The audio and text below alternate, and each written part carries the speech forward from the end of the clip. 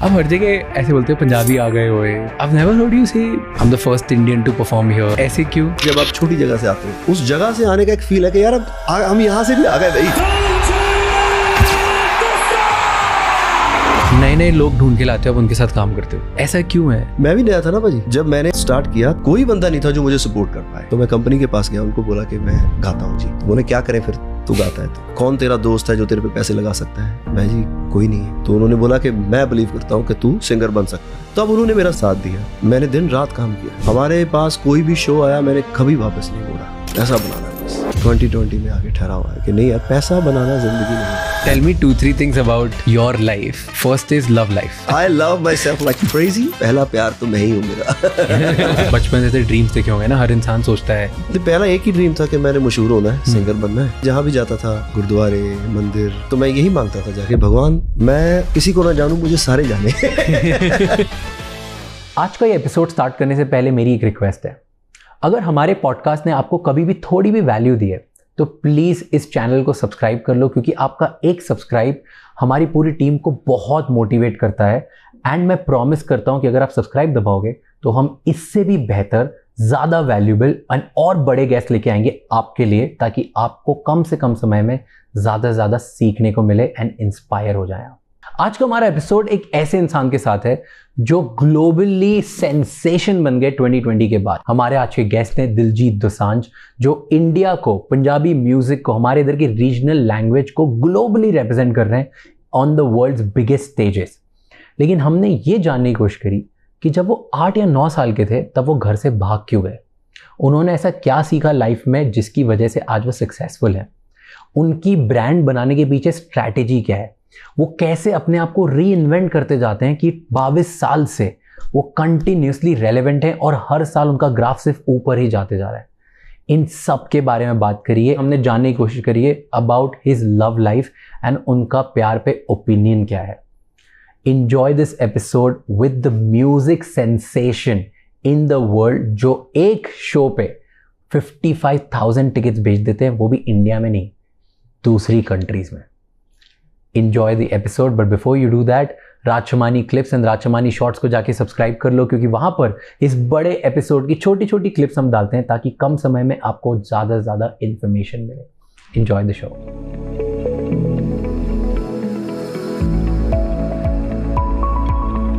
अब हर जगह ऐसे बोलते हैं पंजाबी आ गए होए, पंजाबी आ गए होए।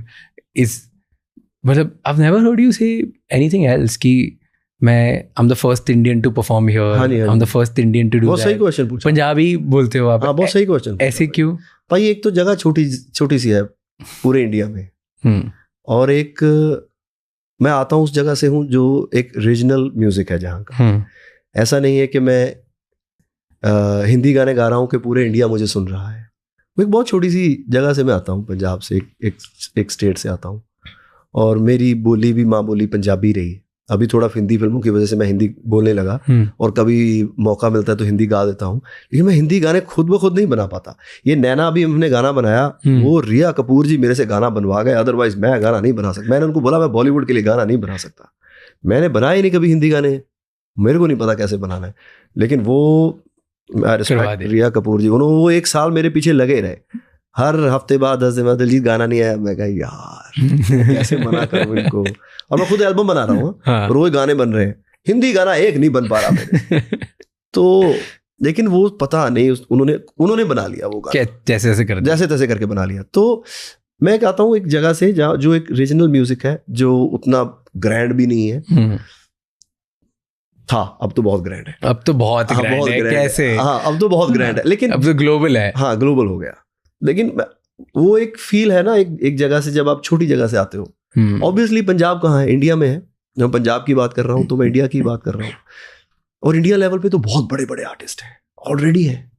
मैं थोड़ा सोनू निगम जितना अच्छा गा सकता हूँ, नहीं गा सकता मैं उतना अच्छा। वो तो प्लेबैक सिंगिंग करते हैं, मेरा तो एक अपना स्टाइल है गाने का, राइट? तो एक उस जगह से आने का एक फील है कि यार अब हम यहाँ से भी आ गए भाई। वो एक ये फील है, जैसे होता नहीं कि आप कोई बंदा बिहार से आए तो यार हम बिहार से हैं। मैं भी ऐसे करता हूँ, इंदौर की हूँ तो इंदौर से आ गए। वो एक होती ना फील। और जब आप पंजाब में हो तब आप अपने गांव का नाम लेते हो कि यार मैं दसांजा से, मैं यहाँ से आया हूँ अपने पिंड से ना। और जब आप पिंड में बात हो रहे हो तो मैं फिर घर वालों की बात आ जाती है। तो ऐसे ही है बात। तो एक जगह रीजनल लैंग्वेज है, रीजनल म्यूजिक है, तो वो पहुंच गया वहां पे कोचेला सीधा ही इंडिया से। तो इसलिए वो एक वाइब है कि यार हम आ गए, छोटी जगह से भी बड़ी जगह पे आ गए भाई। हाँ, एक वो वाइब है। क्योंकि अभी हर जगह करते हो, स्टेज पे भी बोलते हो कि मुंबई वाले स्टेज पे भी आपने बोला था ऐसे ही। हाँ पर है, आई लाइक इट 100% भाई। अभी ब्लड तो देखो, जो ये मिट्टी है मिट्टी तो ये पंजाब की है। तो ऑब्वियसली वो जो मिट्टी है तो वही बोलेगी फिर। और पंजाब कहाँ है, इंडिया में ही है। तो मैं वो ऐसा नहीं है कि मैंने भी एक दो कमेंट देखे इस बात के, यार आप इंडिया आ गए हो क्यों नहीं बोलते। तो पंजाब इंडिया में ही है। वो सिर्फ ऐसा है कि इंडिया बहुत बड़ा है और बहुत बड़े बड़े आर्टिस्ट हैं इंडिया में ऑलरेडी। तो हम एक छोटी सी जगह से आते हैं। तो वो एक फील है कि यार जब एक बंदा एक छोटी जगह से बड़ी दुनिया की स्टेज पे आ जाए, मतलब आप एक, मेरे फ्रेंड ने एक बात बोली थी जब मैं वहां पे गया था कोचेला, कहता तू रियलाइज नहीं कर रहा ये रीजनल लैंग्वेज पंजाबी पहली बार बोली जा रही है वर्ल्ड स्टेज पे। तब मेरे दिमाग में ये बात बैठ गई बैक इन द माइंड, और स्टेज पे अपने आप मुंह से निकली। मैंने नहीं ऐसा सोच के बोला, तो वो एक स्टेज पे निकली अपने मुंह से अपने आप, पंजाबी आ गए हुए। तो अब तो वो टैगलाइन बन गई, अब तो हमारी मर्चेंडाइज भी अच्छी जा रही है उससे। तो फिर एक जो स्ट्रेटजी बन गई, अब कंटिन्यू ऑब्वियसली कंटिन्यू करेंगे ना, क्यों नहीं करेंगे उसको। ट्रू। आपने, क्योंकि बॉम्बे में भी ऐसे ही हुआ था कि मैं तो करके दिखाऊं, मैं तो वो वाला भी भाई वो भी सरदार जी। सरदार बंदा कोई भी जो टर्बन बांधता है वो हीरो थोड़ी होता था पंजाब में भी नहीं था। रियली? हाँ नहीं, सोलो फिल्म ऐसी किसी की आई नहीं जो सरदार बंदा है। बोलते कि नहीं यार, अगर आप फिल्मों में आते हैं तो ये पगड़ी आप नहीं बांध सकते। तो मैं कहा ठीक है, शायद होता होगा। तो वो भी रॉन्ग प्रूव हुआ। फिर उसके बाद कोई बॉलीवुड नहीं जाता था पंजाब से ऐसे सीधा। तो सरदार बंदा हमने फिल्में की। मैंने इम्तियाज सर ने कहीं पे बोला है कि SRK one said, Shahrukh Khan sir one said कि Diljit is the best actor in the country. पता नहीं कैसे बोल दिया ये। आपने सुना है कभी? मेरे को पर्सनली भी बोला उन्होंने ये बात। ओके हाँ, जब मैंने उनको बोली कि जब मेरे को उन्होंने बात बोली, मैं कहा जी मैं इतना अच्छा एक्टर हूँ नहीं, तो आपने मेरे ले लिया है, पर आप मेरे को बोलोगे रेसल में एक्टिंग करके दिखाओ, मेरे से होगी नहीं सर। तो मैं आपकी फिल्म करना चाहता हूँ। हाँ। तो उन्होंने बोला नहीं, मेरे को तो शाहरुख सर ने ऐसा बोला है। मैं पता नहीं शाहरुख सर ने कैसे बोल दिया, मेरे को नहीं पता कैसे बोल दिया। तो पता नहीं क्या देखा होगा उन्होंने। आप मिले हो शाहरुख सर से? मैं हाँ मिला उनसे। व्हाट डू यू थिंक कि शाहरुख सर में ऐसा क्या है कि वो इतनी बड़ी ब्रांड बन गए और इतना ज्यादा उनको प्यार मिलता है? इंसान बहुत अच्छे। सबसे पहले इंसान अच्छा होना चाहिए, और आप कितना झेल सकते हो, कितना झेल सकते हो। मतलब कोई भी सिचुएशन आ जाए आप कितना झेल सकते हो, आप कितना कंट्रोल कर सकते। इस पूरी गेम में आपको उतना ही मिलता है जितना आप डिजर्व करते हो। कई बार बंदे बोलते हैं यार ये डिजर्व नहीं करता, इसको ये हो गया, पर नहीं, आप कितना झेल सकते हो। आपको उस सिचुएशन में डाला जाएगा, आप जितना झेल सकते हो उस सिचुएशन में, उस हिसाब से आपको चीजें मिलेंगी कि आप ये बंदा इस पॉइंट पे है, अभी इस डायमेंशन में है, तो इसको ये मिलेगा। अभी इसका अलग टेस्ट है, इसका नेक्स्ट टेस्ट है, इसका नेक्स्ट टेस्ट है। तो वो इंसान बहुत प्यारे है, तो वो डिजर्व करता है शाहरुख खान होना। आप बाहर जाओ कभी तो आप बोलो कि मैं इंडिया से तो हूं, तो वो बोलते हैं शाहरुख खान। हाँ राइट, बहुत बड़ी बात है। शाहरुख खान का नाम बहुत बड़ा नाम है। तो मैं ऐसे कई बार जज करता हूं अपने आप को।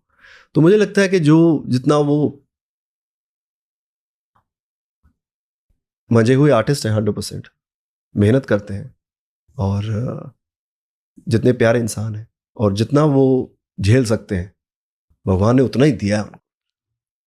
वैसे अब शाहरुख खान के अलावा दिलजीत भी बोलते हैं। मैं कोचेला गया था this year and I literally met somebody, एक ग्रुप था, एंड वहाँ पे ना कहीं पे पंजाबी बीट्स चली। वहाँ का एक UK का कोई आर्टिस्ट थे, उन्होंने पंजाबी बीट्स बजाई, और हम लोग एकदम, मैं और मेरे फ्रेंड अपूर, हम दोनों टर्न होके उधर जा रहे थे, तो हमारे पास में तो और Diljit like it's they didn't know who was it, क्या था कैसे, तो प्रोबेबली वो लास्ट ईयर भी अटेंड किया था. सो द मोमेंट इंडिया का नाम आया कैसे हुआ, तो you are also making that mark now. So it's भगवान का शुक्र, it's a brilliant thing. You know, मैं देख रहा था आपका, आई थिंक कहीं पे पॉडकास्ट था या इंटरव्यू था जहाँ पे आपने बताया कि 11 साल में आप घर से चले गए थे आप कहीं बाहर. क्या स्टोरी थी, can you tell me that? नहीं, मैं नहीं छोड़ के गया, मेरे घर वालों ने. उससे पहले मैंने एक बार भागने की कोशिश की थी घर से. हाँ. कितने साल के थे? कुछ 7-8 साल का. क्यों भागने की कोशिश करी? स्कूल में एक लड़की थी, उसकी वजह से भागने की कोशिश नहीं की थी. स्कूल में एक लड़की थी, तो हमारे जो स्कूल के बड़े लड़के थे तो वो ऐसे सबसे पूछ रहे थे, तेरे को कौन सी लड़की पसंद है, तेरे को कौन सी लड़की पसंद है, ऐसे ही. तो मैंने बोला मेरे को ये लड़की पसंद है. तो उसने बोला हाँ ठीक, तो उसको बोल तेरी शादी फिर उससे होगी. मैं ठीक है, डन हो गया. तो मैंने उसको ऐसे बोल दिया लड़की को जाके कि तुम्हारी मेरी शादी होगी.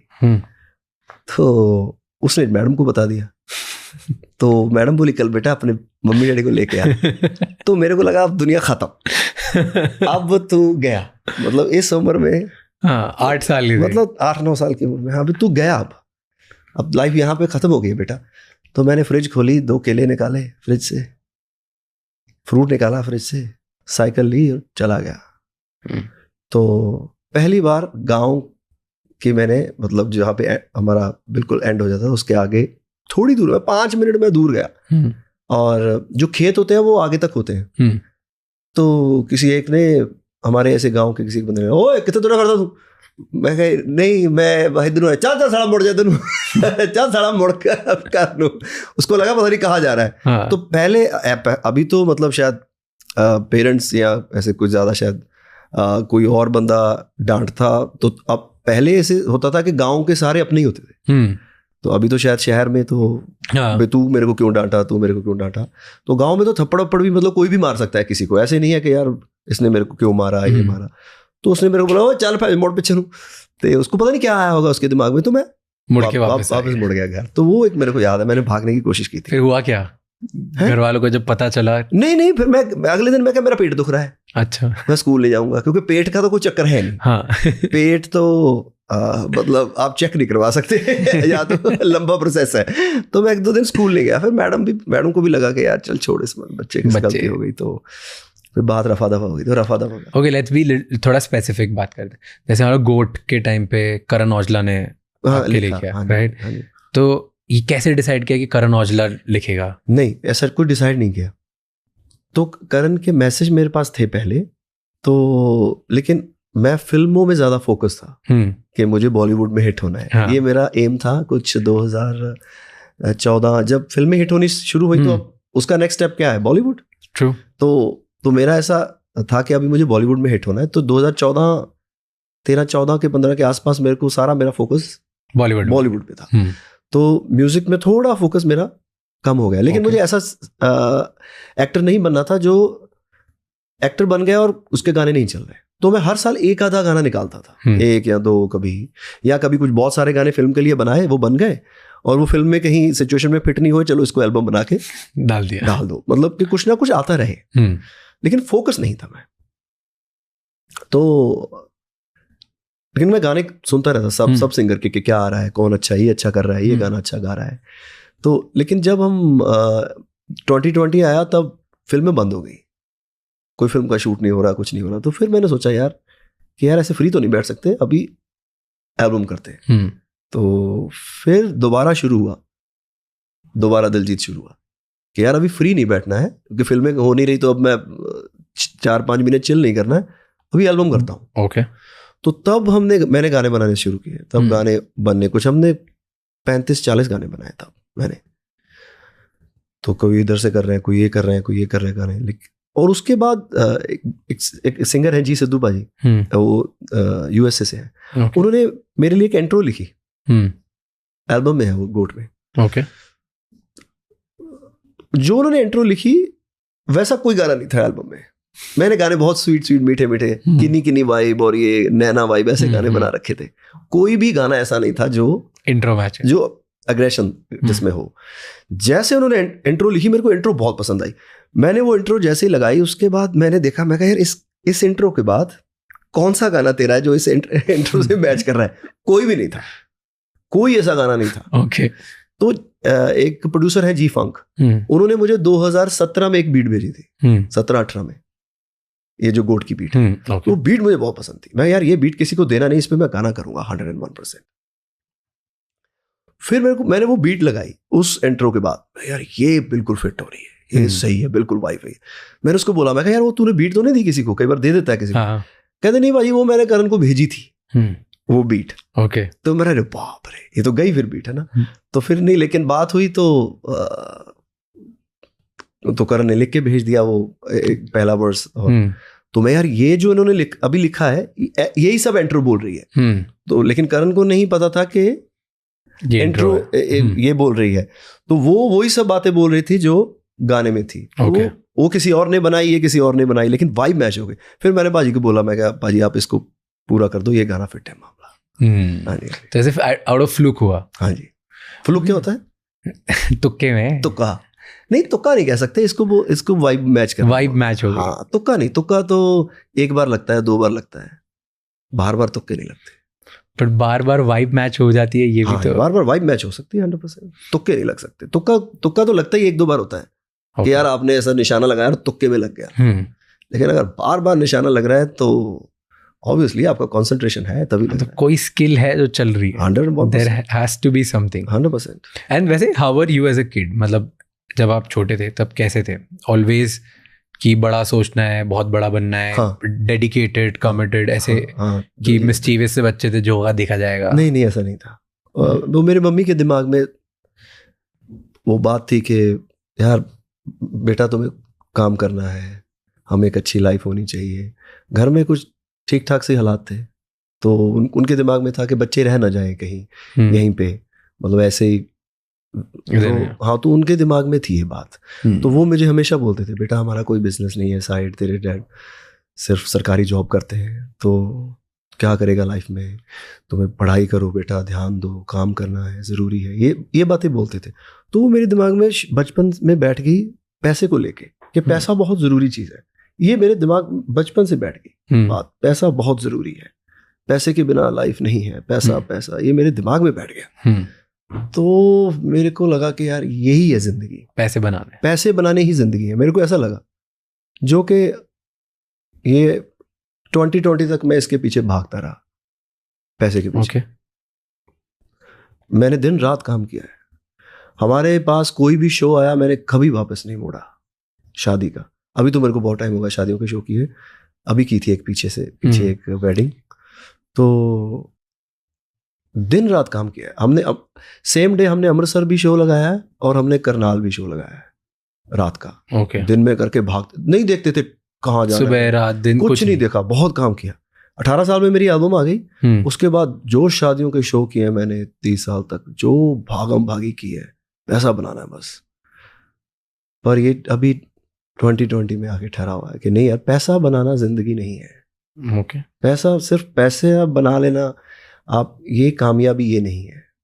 मैं ये घर वालों का कसूर नहीं कह रहा, ये मोस्टली सब पेरेंट्स के दिमाग में ये बात रहती है कि हमारा बच्चा जो है वो पैसा बना रहा है तो कामयाब है। तो यही सक्सेस का यही एक मंत्र है। मुझे अब नहीं लगता ये। You know this is true, क्योंकि मेरे घर में भी ऐसा ही था।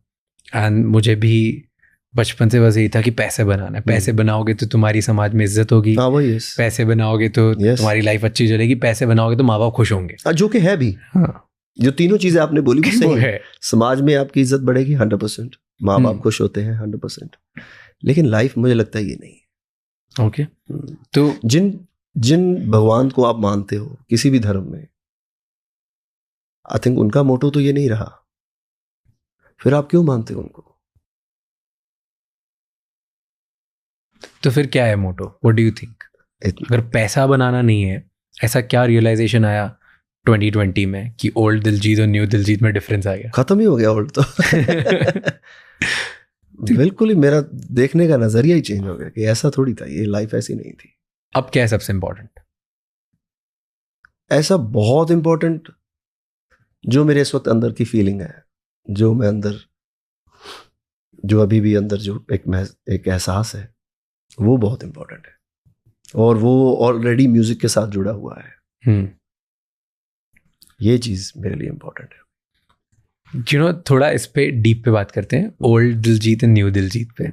आई रियली लव, क्योंकि ना मैं बहुत इंस्पायर होता हूँ आर्टिस्ट और आर्टिस्ट की जर्नी से। मेरा जो काम है वो काफ़ी डिफरेंट है, बट स्टिल मुझे बड़ा मज़ा आता है। मतलब मैं वेस्ट के भी, इधर के भी, हर जगह के आर्टिस्ट की स्टोरीज बहुत ज़्यादा डीप में पसंद करता हूँ। और क्योंकि मुझे ऐसा लगता है कि आर्टिस्ट ना बहुत जल्दी बहुत सारी चीज़ें देख लेते हैं, तो उनके पास बहुत लाइफ लेसन्स होते हैं सीखने के लिए। So I want to learn that. तो उस पर हम लोग थोड़ी सी मैं कुछ गलत सिखा दूंगा आपको। हाँ तो ठीक है, थोड़ा सीख लेते हैं। कुछ गलत सिखा दूंगा आपके और देखने वालों को और आपको, तो आप बस सुन लेना, सुन के इग्नोर कर देना। जरूरी नहीं है उस चीज से कुछ सीखना है। ठीक है, अगर मैं कुछ गलत बोल जाऊं तो फेयर। बट पहले ओल्ड दिलजीत की बात करते हैं थोड़ी सी। तो मुझे ये बताओ, उस टाइम पे कभी ऐसा सोचा है कि कितना पैसा मतलब बहुत ज़रूरी होता है, या अभी कौन सा ऐसा पॉइंट होता है जहाँ पे रियलाइज होता है कि यार अब पैसा कमाना इतनी ज़रूरी बात नहीं है? क्योंकि पैसा ज़रूरी तो है एक हद तक, दुनिया चला रहा है पैसे के चक्कर में हो रहा है सब ये। ट्रू। तो ऐसा नहीं था मेरे दिमाग में कि मुझे इतने पैसे बनाने हैं। ऐसे मुझे बहुत सारे मैं बंदों को जानता हूँ जिनको है, उनका गोल है इतने पैसे बनाना। मेरा गोल नहीं था। मुझे लगता है कि मेरे दिमाग में जो वो चीज़ ज़्यादा आई, वो मेरे घर वालों की तरफ से आई कि बहुत ज़्यादा ज़रूरी है। मेरे को ऐसा नहीं था, मेरे को साथ था कि मैं बस सिक्योर हो जाऊं। लेकिन बाद में मैंने सोचा कितना सिक्योर हो सकता है, तो इसकी भी एक कोई लिमिट नहीं है। सिक्योर होने की कोई लिमिट है ही नहीं। ये मेरे दिमाग में था कि यार अब मैं वापस वहां ना चला जाऊं जहां से स्टार्ट किया था। जो कि मैंने चमकीला फिल्म करते हुए भी उसकी जर्नी में भी ये पाया।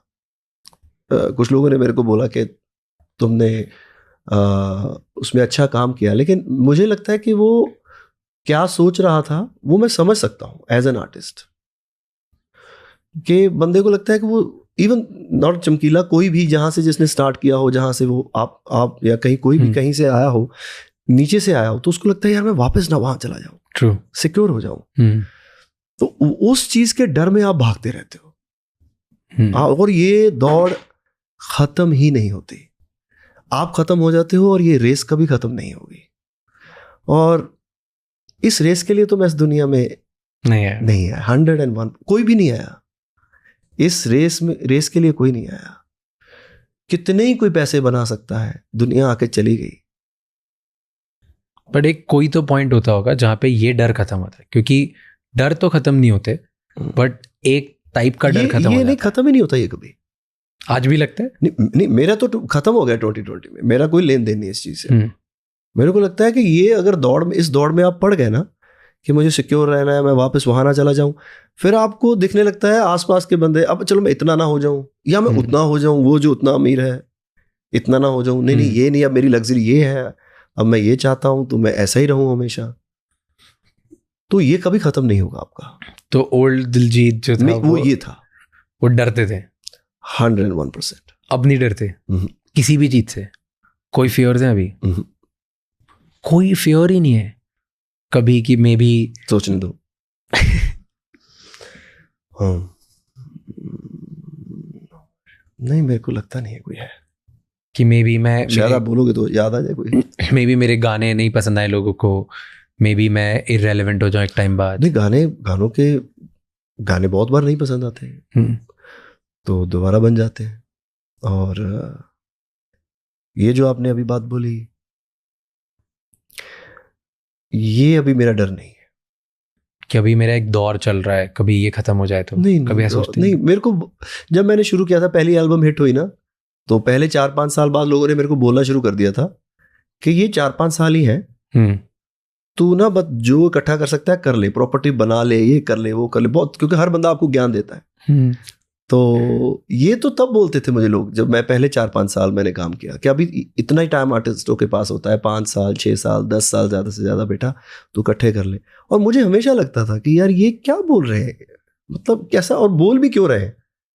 मेरे दिमाग में ये डर तो कभी नहीं आया कि ये 5 साल ही है, ये 10 साल ही है, ये 15, अब मेरे को 22-23 साल हो गए। तो ये डर मेरे को कभी नहीं आया कि ये इतना ही टाइम है। टाइम बहुत है, कुछ ना कुछ होता ही रहेगा। ये नहीं कुछ और तरीके से, फिर कुछ और तरीके से, कुछ और तरीके से, और अभी तो मेरे को ये खत्म ही हो गई है बात।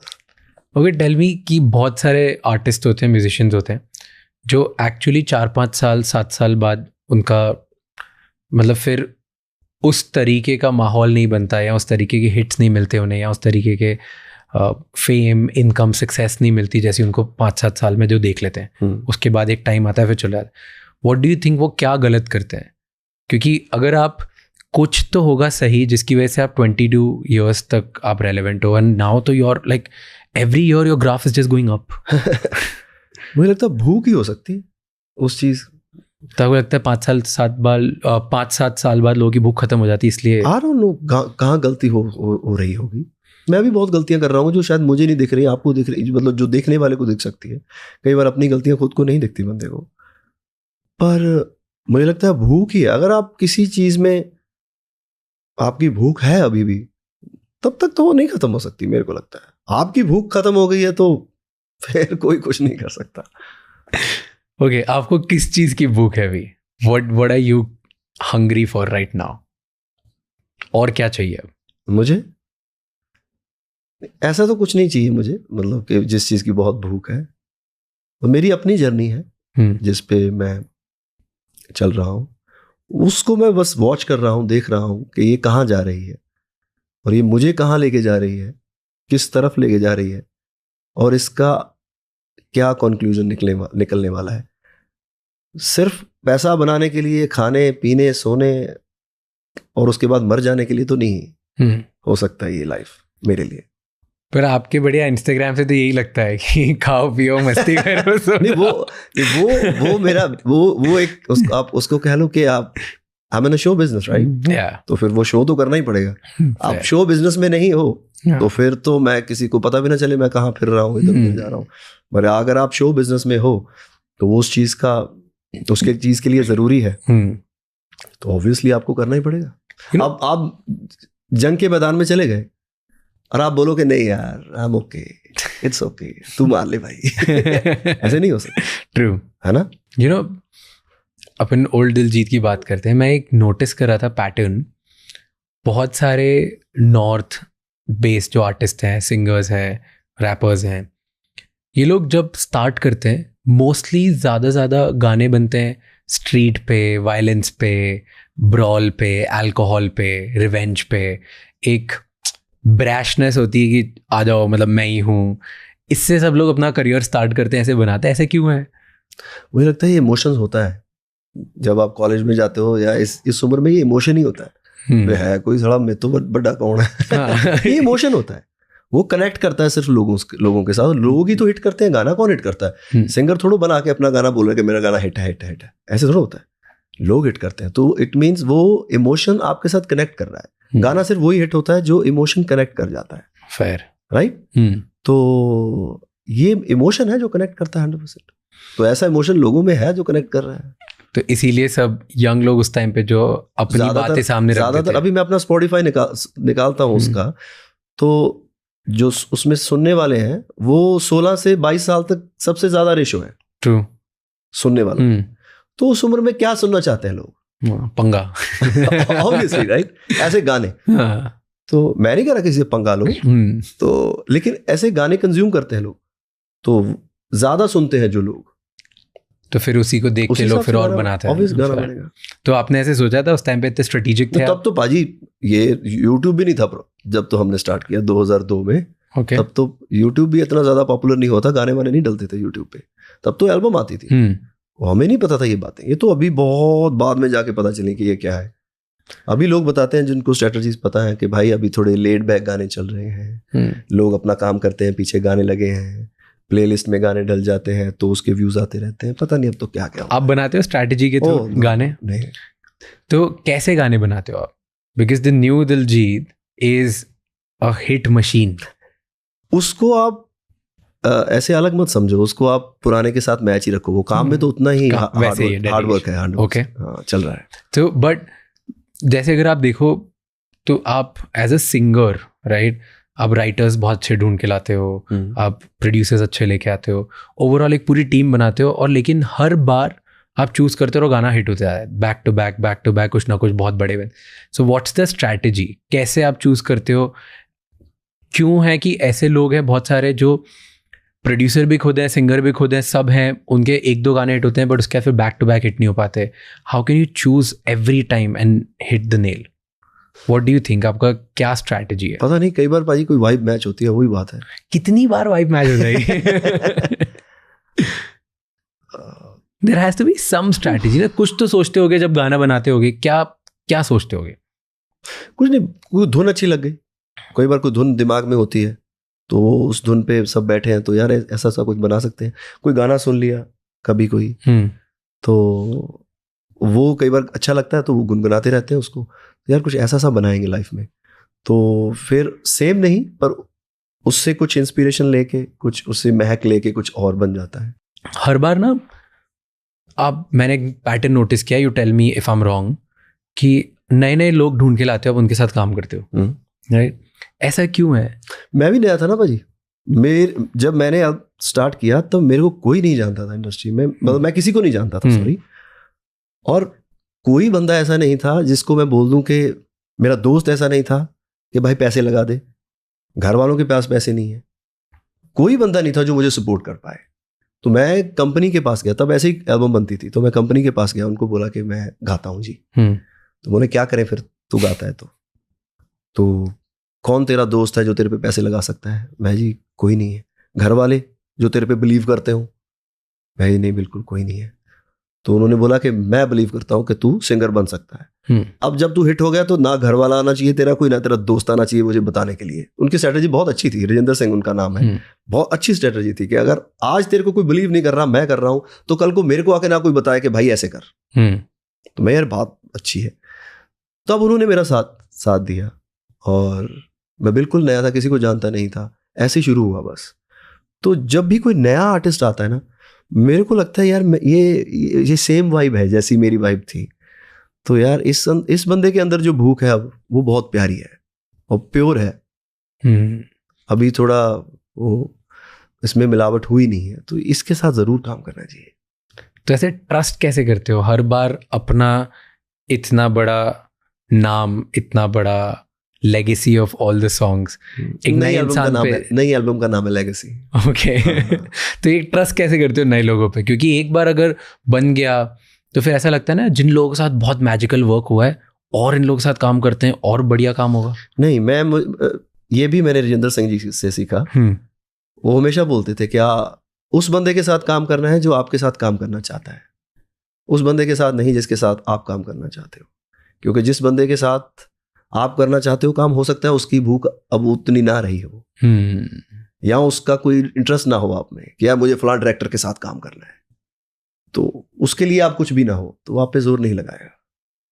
अगर एक बंदा है ऐसा जिसकी भूख बहुत है कि यार मैं तुम्हारे लिए जान दे दूंगा, ये मैं तो दिन रात एक कर दूंगा, वो जो रिजल्ट निकल के आएगा वो सेम कभी नहीं हो सकता उसके साथ. वो ज्यादा मेहनत करेगा. तो हमेशा उस बंदे के साथ काम करना है जो आपके साथ काम करना चाहता है. ओके. यू नो, गोट से आपका प्रोडक्शन जो लेवल था वो भी बहुत ज़्यादा इंक्रीज हो गया, राइट? म्यूजिक वीडियोस और बड़े बने, एक ब्रांड, एक पर्सनालिटी बाहर आई, राइट? नाउ टुडे वो साल ही ऐसा था, वो 2020 साल ही ऐसा, मैं कभी नहीं भूल सकता. वो साल ही ऐसा था, उसमें उस साल ये सब होना ही था. मैं अब सोचता हूँ तो यस, ये होना ही था सारा कुछ. ऐसा क्यों? वो साल ही खतरनाक था, वो मेरे लिए बहुत स्पेशल ये रहा. फिर एक ब्रांड उधर से ना ओरिजिनेट हुई जो एक्चुअली बहुत ज़्यादा फटने लग गई, right? Because and her artist की लाइफ में मुझे लगता है एक पॉइंट आता है जहाँ पे बहुत बार ऐसा होता है कि आर्ट से बड़ा ना आर्टिस्ट की ब्रांड हो जाती है फॉर अ टाइम बीइंग. कि लोग, जैसे आज आप शाहरुख सर को देखो, किसी को फर्क नहीं पड़ता उनकी पिक्चर क्या है. मुझे नहीं लगता कि उनके फैंस इंक्लूडिंग मी इसलिए जाते हैं कि यार पिक्चर का ट्रेलर अच्छा लगा, रिव्यूज अच्छे लगे, क्रिटिक्स ने अच्छा बोला तो जाके देखने, शाहरुख खान की मूवी हम तो जाएंगे, राइट? ऐसा होता है. सिमिलरली विथ यू, ये रिसेंटली अभी जब आपने मुंबई शो किया तब मेरे सारे फ्रेंड्स का यही रिएक्शन था कि मुझे तो दिलजीत के शो में जाना है. क्यों जाना है, क्या जाना है? शायद उनमें से आई थिंक अगर वो 15 दोस्त होंगे तो 15 में से 14 या 13 को तो पंजाबी आती भी नहीं है ना, उन्हें समझ आता है. उन्हें बस जाना है, 4 गाने आते होंगे, but that has become a thing now. और वो गोट के बाद से world wide across the world ये देखने को मिला, राइट? सो एक वो पॉइंट आया जहाँ पे आर्टिस्ट की brand became bigger than art. What, क्या स्ट्रैटेजी कैसे बनती है? 18 साल अगर मैं कंटिन्यूअसली एक चीज पे काम कर रहा हूँ, वो नहीं आना चाहिए था? आना तो चाहिए था। मतलब अगर आप 18 साल हो गए थे 2020 तक मुझे काम करते हुए, लगातार डे नाइट, कभी फिल्मों में, कभी गाने, कभी टीवी में, कभी मैं लगातार लगा रहा, चाहे कोई एक हिट हुआ, फ्लॉप हुआ, हिट हुआ, फ्लॉप हुआ। अब 18 साल में लगा रहा उस चीज में, तो आना ही था एक दिन। 100% आना था। बट मैं बोलूँ कि जब आना ही था, 100% होना था, ब्रांड में क्या स्ट्रैटेजी चेंज करी जिसकी वजह से हुआ? नहीं कुछ भाई, जीरो स्ट्रैटेजी यार, मैं कसम से बोल रहा हूँ, जीरो स्ट्रैटेजी। पर अगर जो नया आर्टिस्ट अगर देख रहा है तो वो आपकी जर्नी से क्या सीख सकता है? वो क्या होता है अंग्रेजी का वर्ड कंसिस्टेंसी, क्या होता है कंसिस्टेंसी? क्या होती है? कंसिस्टेंसी। हाँ जी, कंसिस्टेंसी यही है। आप डोर नॉक करते रहते हो, आज नहीं, परसों नहीं, चौथ नहीं, खुलेगा ही खुलेगा। फिर यार एक कुछ तो होगा, क्योंकि आप एक सर्टन वे में ड्रेस करते हो, आप सर्टन चीज़ें चूज करते हो, आपका एक अपीयरेंस बन चुका है, आपकी एक सर्टन वाइब बन चुकी है। कुछ तो होगा कि यार मैं ये कपड़े पहनता हूँ तो ऐसा देखूंगा, ऐसा मेरा प्रोडक्शन होना चाहिए, इतना बड़ा मेरा शो होना चाहिए, मेरे शो की ये तो शौक हो गया ना मेरे। जैसे किसी का होता है ना कि मेरे पास लैम्बोर्गिनी होनी चाहिए, तो मेरे पास ये होना चाहिए, तो मेरा ये शौक है कि मेरा शो इतना बड़ा होना चाहिए। ये मेरा शौक है, ये शौक है मेरे। इसकी वजह से आर्टिस्ट बड़ा नहीं बनता, यू फील? अगर आर्टिस्ट को ये शौक हो तो ऑब्वियसली उसको हेल्प तो करेगा 100%। लेकिन मेरा कोई शौक नहीं है मेरे पास बड़ी गाड़ी होनी चाहिए या महंगी गाड़ी होनी चाहिए, मुझे कोई शौक नहीं है। गाड़ियां हैं क्या चलाते हो? मेरे को लगता है हमने गाड़ी ली थी लास्ट, मैंने तो गाड़ी चलाए हुए बहुत टाइम हो गया। फिल्म में चलाता हूँ जब जरूरत पड़ती है, तब गाने में चला ली, वैसे मैं गाड़ी नहीं चलाता। ओके, क्यों? पसंद नहीं है? नहीं, मुझे शौक नहीं है, शौक ही नहीं है मुझे। मेरे गाड़ी से ही मेरे को अजीब लगती है फीलिंग। मेरे को साइकिल अच्छा लगता है। अभी ये लगेगा किसी को कि यार अब है तो इस बात कर रहा है, लेकिन कसम से मेरे को साइकिल अच्छा लगता है। मेरे को आज़ादी फील होती है उसमें। एक तो सारा कंट्रोल मेरे हाथ में है, एक वो ज़्यादा तेज भी नहीं जाएगा, किसी को चोट पोट थोड़ी बहुत लगेगी तो मेरे को लगेगी। साइकिल में मैं जब जाता हूँ मेरे को ऐसा फ्रीडम सा महसूस होता है। अब मेरे को पता है समझ नहीं पाएंगे, लोग बोलेंगे अच्छा इसके पास गाड़ी है तो ये साइकिल की बात कर रहा है, लेकिन नहीं, सच्ची बात है। Got it. ओके, मुझे ना एक चीज़ बड़ी अखरती है कि आपका जो सोशल मीडिया है उससे हम बहुत BTS देखते हैं। It's like we know you still we don't know you. मतलब बहुत क्यूरेटेड होता है उसमें, कुछ ही चीज़ें जो जितनी हमें देखना ज़रूरी होती है उतनी आप दिखाते हो, उससे आप दिखाते नहीं हो, right? So tell me 2-3 things about your life. First is love life, opinion. I love myself, bro. Yeah. I love myself. I love myself like crazy. This English is perfect or no? Perfect. Like I love myself like crazy. मैं अपने आप को बहुत प्यार करता हूँ। तो मेरे को लगता है पहला प्यार तो मैं ही हूँ मेरा। मेरा पहला प्यार मैं ही हूँ। मुझे बता, आपको मॉडर्न लव और ओल्ड स्कूल लव डिफरेंस पता है? भी देख रहे हो आप मॉडर्न लव और स्कूल? कि एक ओल्ड स्कूल लव होता था, नैरेटिव है भी इंटरनेट पे बहुत ज़्यादा। ओल्ड स्कूल लव था और शिद्दत वाला प्यार, कि एक ही इंसान है और अब डिसाइड कर लिया मैंने। एंड मॉडर्न लव में क्या, अब इतने सारे, हर किसी का ना अपना एक तरीका है। पहले होता था लिस्ट विस्ट बना दी। पहले होता था दूरदर्शन, वो तो एक ही होता था। अब कितने चैनल्स हैं। हाँ। तो ऑब्वियसली भाई फूड चेंज हो गया, बातें चेंज हो गई, एरा चेंज हो गया, तो ऑब्वियसली फिर आप करते जा रहे हो स्कोर, कभी ये अच्छा लग रहा है, कभी ये अच्छी लग रही है, कभी ये हो रहा है, तो ऑब्वियसली। हाँ, तो अब जैसे बहुत लोग बहुत जल्दी ना हर इंसान को एक बॉक्स में डालना चाहते हैं। अच्छा जी, कि इस इंसान में ये क्वालिटी होनी चाहिए, टेक फ्री होनी चाहिए, टेक फ्री होनी चाहिए, टेक फ्री होनी चाहिए, tech. Do you think that kind of love is good? अपने पार्टनर में क्या ये लिस्ट? मैंने तो लगता है अपने आप को प्यार करो सबसे पहले। जब जहाज भी ट्रैवलर्स करता है वो कहते पहला अपनी बेल्ट बुट ला के जो ऊपर तो बास कौड़ा ना, पहले आपदे लाओ फिर लाओ किसी और के। तो फर्स्ट लव योरसेल्फ, अपने आप। जो बंदा अपने आप से प्यार नहीं कर सकता, मुझे लगता है वो, मेरे को ऐसा लगता है वो किसी की भी रिस्पेक्ट और प्यार नहीं उसको किसी को कर सकता। वो कभी भी आपके लिए भी वैसा ही हो सकता है जैसा वो खुद के लिए। अपने आप को प्यार करना सबसे पहले जरूरी है। ये यार, ये जो बॉडी, ये मशीन आपको मिली है, बड़ी मुश्किल से आप इस मशीन में आए हो। अभी आए हैं तो इसको अंदर तो पता नहीं क्या चल रहा है। अगर तो सी थ्रू होता तो पता चल जाता, निकाल के फेंक देते चीजें, ये तो सही नहीं है, ये सही नहीं है। लेकिन कोशिश करनी चाहिए इंसान को कि यार इसको सबसे पहले प्रायोरिटी तो ये होनी चाहिए। तो वो सेल्फलेस वाला लव वाला आइडिया नहीं है कि खुद से आगे मैं मेरी पार्टनर को रखता हूँ या मेरे घर वालों को रखता हूँ? चलो रखी जाओ फिर। मेरा तो यही है भाजी, पहले बंदा खुद सेट होगा तो किसी को सेट कर पाएगा। अपना ध्यान जरूर रखें। फेयर। हाँ, अगर आप खुद ही सेट नहीं हो, किसी का कटा ध्यान रखना तो। True, I kind of agree to it at some point कि ये सही है, क्योंकि अगर आप खुद से प्यार नहीं करते, खुद का ध्यान नहीं रखा, तो कैसे ध्यान रखोगे दूसरों का? दूसरे का मैं उधर जहाज में भी बोलते हैं ना ऐसे। हाँ। पहले अपना मास्क लगाएं फिर दूसरे का लगाएं, पता चले दूसरे का लोड लगे, लोग आप तो बेहोश हो गया। ओके, ये गियर चेंज करते हैं। हाँ। क्योंकि अभी आपने बॉडी की बात करी, तो मैंने आपका एक वीडियो देखा था, रील पे बहुत वायरल हो रहा है, जहाँ पे शायद आप अनुष्का के साथ बैठे हो, वहाँ पे वो बता रही हैं कि किनुआ वो खाती नहीं है। पता था भाजी, वो कोई मैंने भी देखी वो। हाँ, वो अब तो थोड़ी मेरे को भी अटपटी लगी, पता नहीं क्या सोच रही होंगी वो, पर मेरे को सच्ची नहीं पता था उस टाइम। किनुआ कैलोरी का मेरे को पता चला है 2016-17 के आसपास। ओके, कि कैलोरी नाम की कुछ चीज है, ये इतनी ही खानी चाहिए। हमें थोड़ा पता था। अब फॉलो करते हो डाइट? अब करनी पड़ती है भाजी। अब करते हो एब्स बनाने? नहीं, एब्स तो नहीं, हमेशा तो नहीं एब्स, ऐसा टेड मेरा सीधा है, प्लेन है। एब्स नहीं, एब्स तो जब जरूरत पड़ती है फिर उसके लिए 1 महीना काम करना पड़ता है उसमें। So tell me your diet. अभी क्या डाइट है आपकी? Tell me morning, breakfast, lunch, dinner. सुबह हर रोज ब्रेड ऑमलेट, पोहा मुझे बहुत अच्छा। जब इंडिया आता हूँ तो पोहा खाना ही खाना है। तो डोसा मेरे दादा को बनाना नहीं आता, तो वो हमेशा सड़ जाता है हमारा। तो डोसा हमारे हिस्से नहीं आता, नसीब में नहीं हो रहा डोसा लाइफ में। तो चीला खा लिया कभी सुबह, और दोपहर को ट्राई करता हूँ उबली सब्जियां और दाल। ओके। और कोशिश करता हूँ रात को ना खाऊं। कभी बहुत भूख लगी है तो कभी जैसे मैं खुद बनाता बहुत अच्छा हूँ, कभी घर पे हूँ किचन में अपने, तो फिर मैं चिकन अच्छा बनाता हूँ। तो रोटी और राइस बंद है? रोटी और राइस सुबह एक बार, काब्स सुबह। सुबह ले लो, जो भी खाना खा लो, सुबह काब्स। आप वैसे जिमी फैलन पे जा रहे हो, काफी न्यूज बन गई है वो हर जगह। हाँ जी। How do you feel? ठीक है, देखते अभी जाके पता चलेगा भाजी। पहली फीलिंग का तो नहीं पता, तो जाएंगे देखेंगे क्या होता है। आपने देखा है कभी जिमी फैलन शो? मैंने देखा है जी। आप उधर म्यूजिकल एक्ट के लिए जा रहे हो कि गेस्ट अपीयरेंस? म्यूजिकल एक्ट है, हम वहाँ पे गाना परफॉर्म करेंगे। कौन सा गाना गा रहे हो? ये नहीं अभी सोचा। अच्छा, अब ये प्लेन में डिसाइड हो जाएगा। तो और ऐसे कौन से, ऐसे कोई लिस्ट बनी थी आपने कभी शोज की कि मैं इन सब पे आऊंगा? हाँ, लिस्ट तो बहुत लंबी है और कुछ ज्यादा बड़ी है। ओके। तो अभी बताऊंगा तो फिर लगेगा कि शायद मतलब बड़ी बातें कर रहा है, तो मैं ऐसे बताने नहीं चाहता। तो ऐसे लिस्ट में से क्या क्या हो गया है?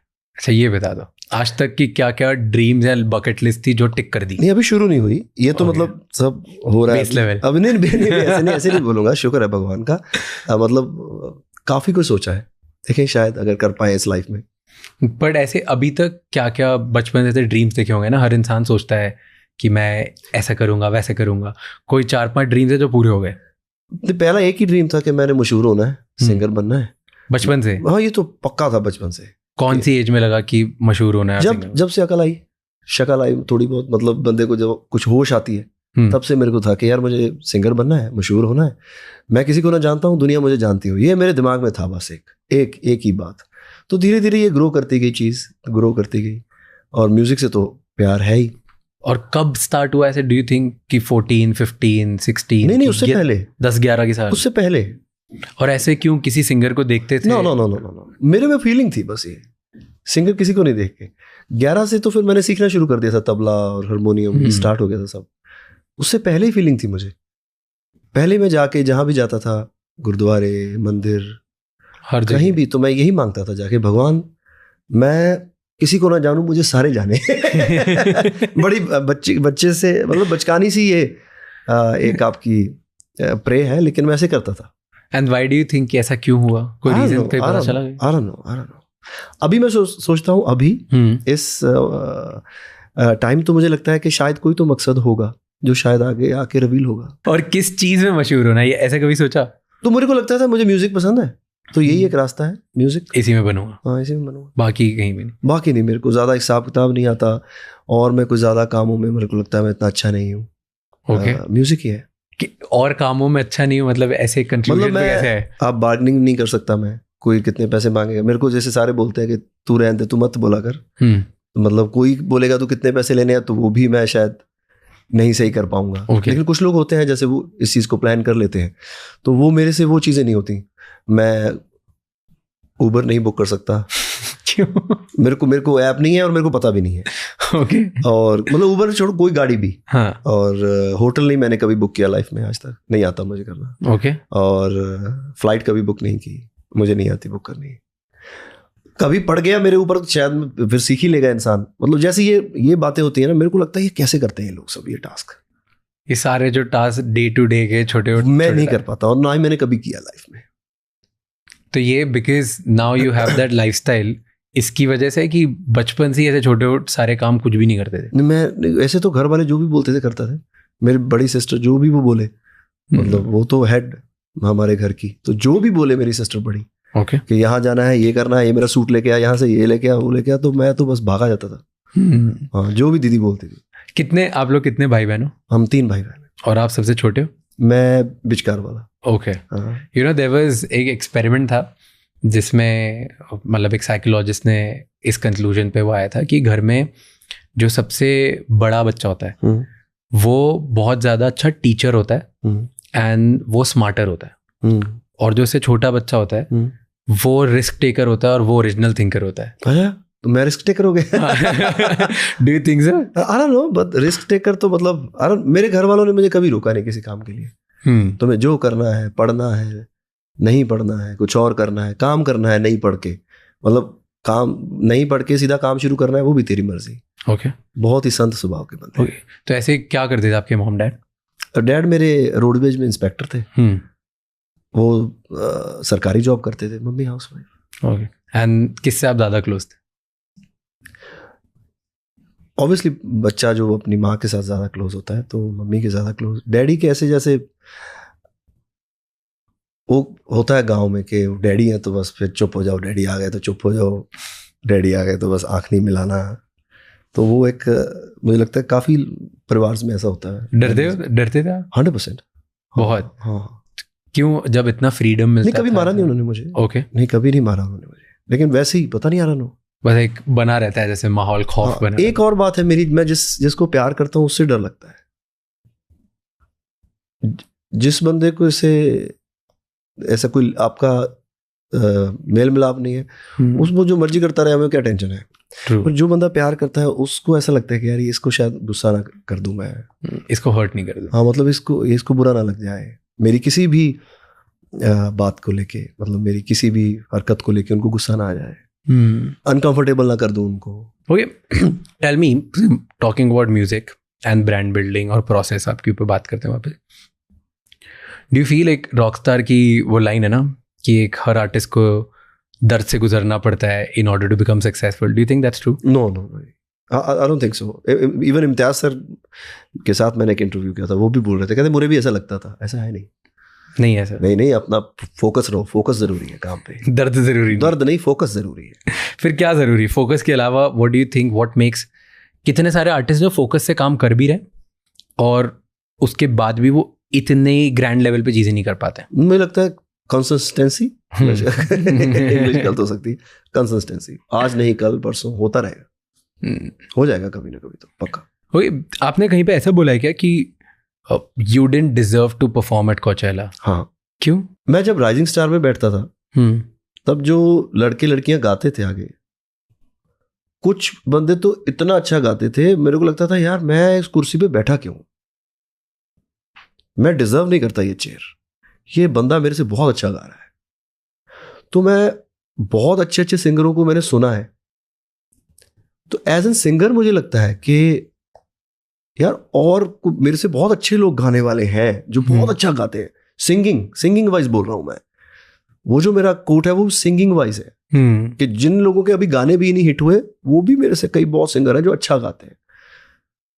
तो मुझे मौका मिल गया, ये भगवान की मर्जी और इसलिए मैं सोचता हूँ कि यार ये मैं शायद डिजर्विंग नहीं हूँ, लेकिन भगवान दे रहा है, पता नहीं क्यों। लेकिन मेरे से गाने वाले तो बहुत अच्छे पड़े हैं, बहुत तगड़ा तगड़ा गाते हैं लोग। डू यू थिंक इसीलिए भी एक रीजन है दैट्स व्हाई आप सारे नए आर्टिस्ट को प्रमोट करते रहते हो और उनके साथ काम करते हो? हाँ जी बिल्कुल, मेरे को लगता है यार ये कितना अच्छा काम कर रहा है बंदा, यार ये मैं नहीं इस एज में इतना अच्छा काम कर रहा था। कि ऐसा लगता है कि मैं बहुत ग्रेटफुल हूँ, मुझे इतनी जल्दी ये सब मिला। तो जल्दी तो नहीं मिला, 22-23 साल हो गए, नहीं तो कई बंदे छोड़ भी जाते हैं। मैं पाजी मैं 11 साल का था जब घर से निकला, उसके बाद 11-12 साल के बाद तबला हारमोनियम ये सीखना स्टार्ट कर दिया मैंने। स्कूल 18 साल में मेरी एल्बम आ गई थी, पहली एल्बम, और मुझे कोई नहीं जानता था इंडस्ट्री में। मेरी पहली एल्बम 18 साल में आ गई थी, फर्स्ट एल्बम मेरी 18 साल। वो भी इसलिए क्योंकि मैं बालक हो गया था और मैं कॉन्ट्रैक्ट साइन कर सकता था। 15-16 साल से मैं लगा हुआ था इसके पीछे कि मेरी एल्बम आ जाए, लेकिन मैं 18 साल का नहीं था, तो कंपनी मेरे साथ एग्रीमेंट नहीं कर पा रही थी। तो जैसे ही मैं 18 साल का हुआ, मेरा एग्रीमेंट साइन हुआ, उन्होंने मेरी एल्बम रिलीज कर दी। हाँ, तो तब से तो मैं लगा हुआ 18 साल से।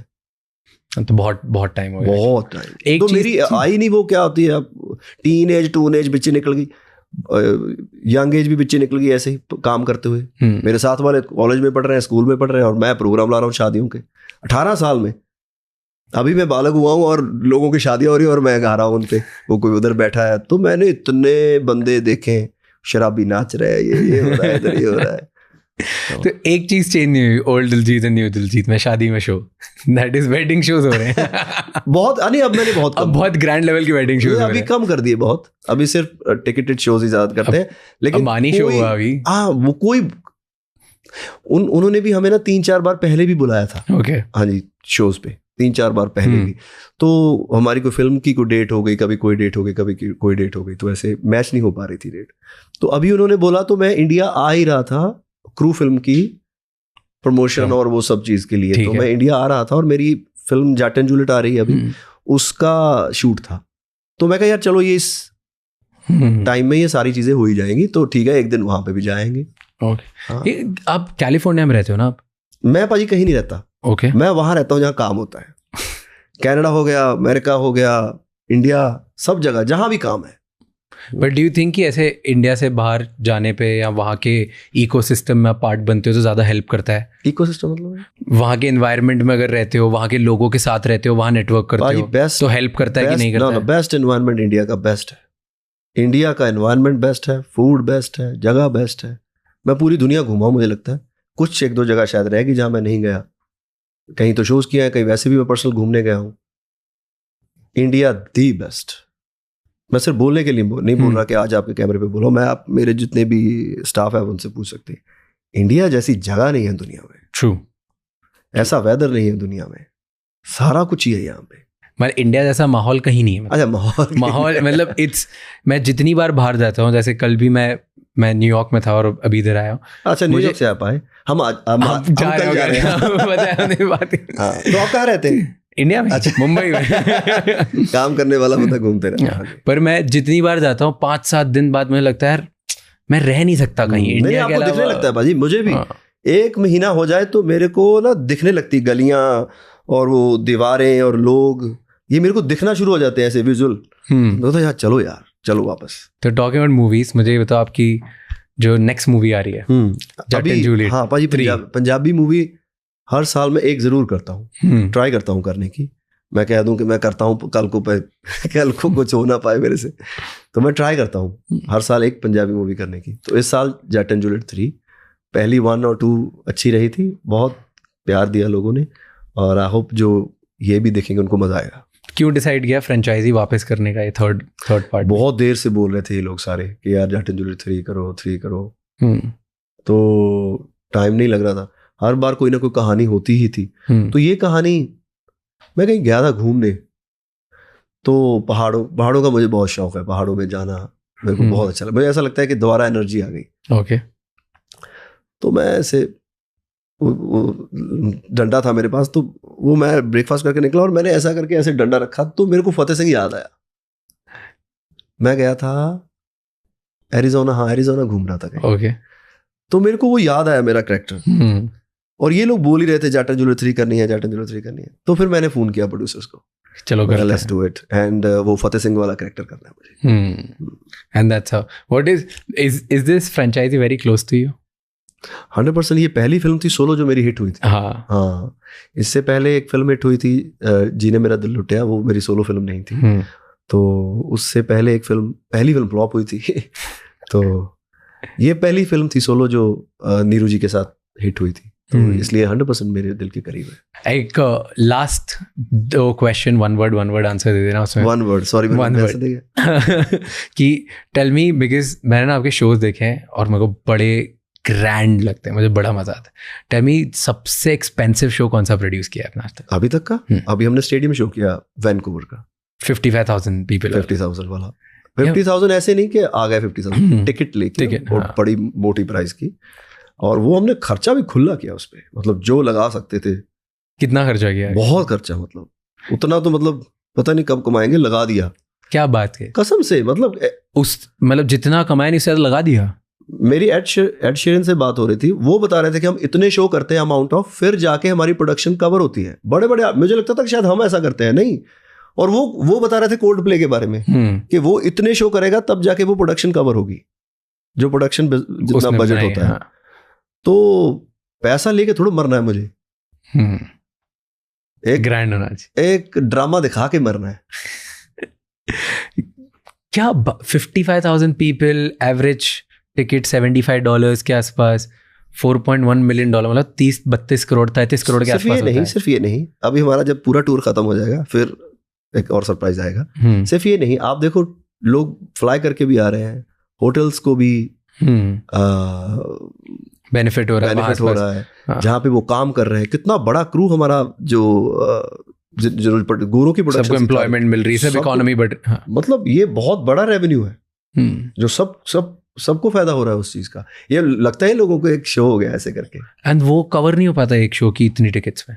कितने शोज में हो पाता? नहीं पाजी, बहुत करके फिर कवर करना पड़ता है, खर्चा बहुत ज्यादा है। और सबसे एक्सपेंसिव म्यूजिक वीडियो कौन सा था अभी तक का? अभी तक का एक एल्सोनो मैंने एम ही महंगा कर दिया था, पता नहीं क्या हुआ था मुझे।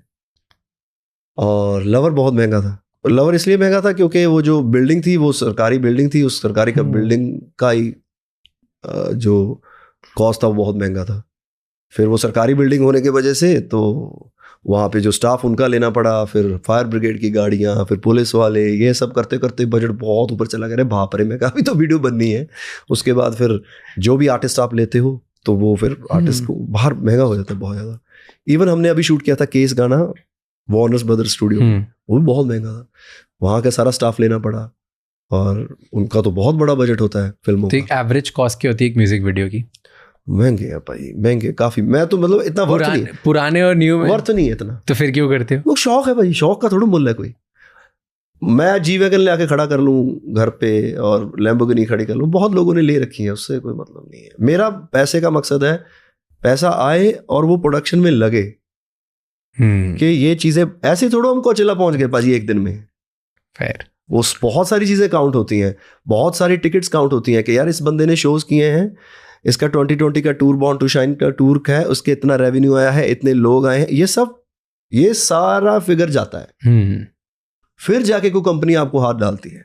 ऐसे थोड़ा मतलब किसी का तुक्का लग गया, डिजर्व नहीं मैं करता, वो मैं अभी भी बोलता हूँ, लेकिन काम तो आपको करना पड़ेगा। फेयर। एंड लाइव नेशन जैसी कंपनी अगर भरोसा कर रही है तो बहुत। पहली बार टूर किया था इतना बड़ा टूर, बॉर्न टू शाइन, किसी पंजाबी आर्टिस्ट के साथ। मैं सुनता था कि यार जेजी, बियॉन्से, ये लोग लाइव नेशन के साथ शो करते हैं, और हमारी टिकटें तो जनरल स्टोर में बिक्री होती थी कि ले जा। और अब लोग भी ये बोलते थे कि हमारी वजह से लोग आ गए, मेरी जान पहचान इतनी है कि लोग आ गए। तो ये भी मेरे को बड़ा चुभता था, यार तेरी जान पहचान के चक्कर में आ गए तो मैं ऐसे ही मेहनत कर रहा हूँ। ये बहुत होता है ना इंडिया में ऐसे। तो मतलब मुझे जानते हैं लोग तो आ गए हैं, जो ऑर्गेनाइजर होता है वो बोलता है। तो मेरे को लगता है फिर यार मैं क्या कर रहा हूँ, अगर तुझे जानते हैं इसलिए आ गए लोग। तो फिर मेरा ये भी एक दिमाग में था कि यार अगर लोग टिकटें फिल्मों की ऑनलाइन बाय कर सकते हैं तो शोज की क्यों नहीं कर सकते।